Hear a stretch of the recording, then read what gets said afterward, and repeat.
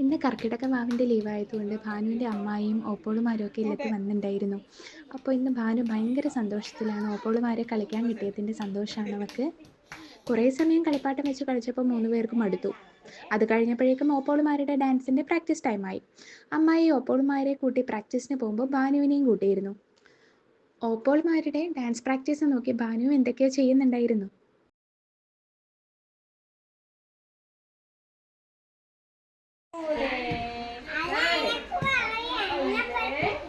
ഭാനു കളിച്ചു നോക്കെ.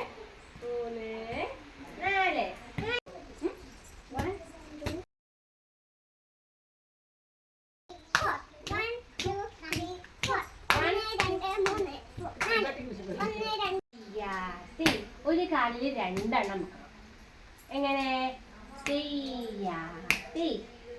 ദാ ചേച്ചി കളിക്കുന്നുണ്ടോ?